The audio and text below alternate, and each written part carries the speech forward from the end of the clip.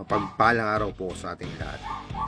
Nandito po kami ngayon sa My Aesthetic Bro Studio upang magpa SMP Scalp Micropigmentation. Gagawin ko po yun ngayon. At ang aking asawa naman po ay magpapakilay at saka pilik mata. Ito po ay aabutin ng 6 to 7 hours. Kaya naman po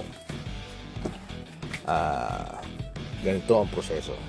Yan, nilalagyan niya na po ng drawing kung anong part ng aking ulo ang kanyang tatatuan. Bali, yung tattoo po ito ay naglalas ng 2 to 3 years para po siyang magiging semi-kalbo. Parang magkakaroon ng maliliit na buhok.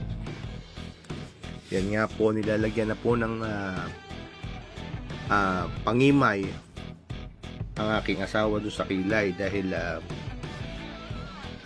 tatatuan din po yan.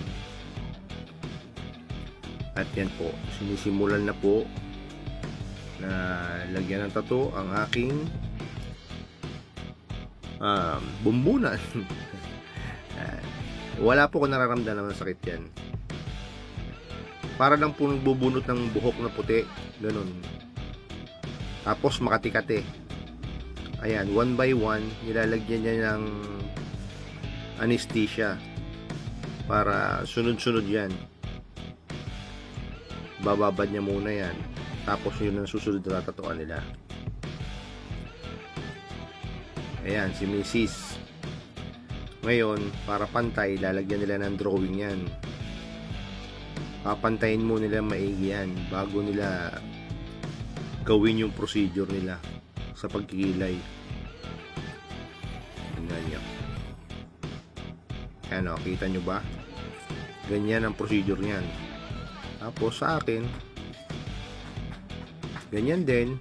Drawingan nila yung harap para magpantay. Yan. Yung ginagamit nila sinulid dyan, yung bumabakat yung siguro parang may kulay na itim na ink. Yan.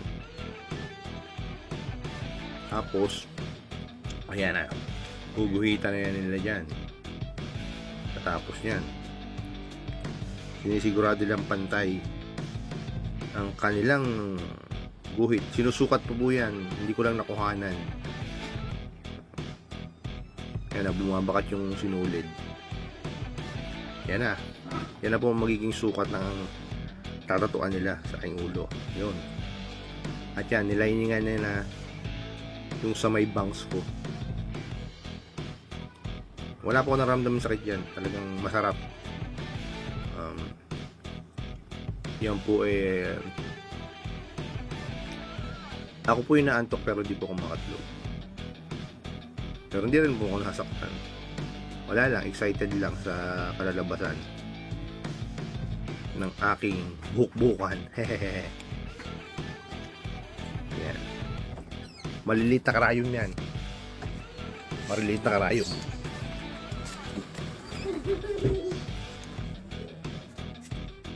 Ayan. Kaya po may cover yan dahil nilagyan ulit ng pampangima yan. Ayun na nga, lumabas, nakita nyo. Natatuan na yung pinakapangrambang ko, pero dadagdagan pa yan. Yan, kagaya niyang, kita mo, parang tumutubong buhok. SMP Scalp Micropigmentation po ang tawag dyan. At dahil nga po aabuti ng 6 hanggang 8 oras, pinagtulungan na po nila ako gulpihin tatuan sa ulo.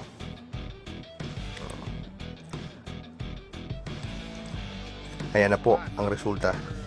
May second session pa po yan. Babalik po uli ako after 2 weeks. Diba? Okay, ang ganda. Yeah. Patatu na rin kayo. Paalam. Hanggang sa muling pagkikita.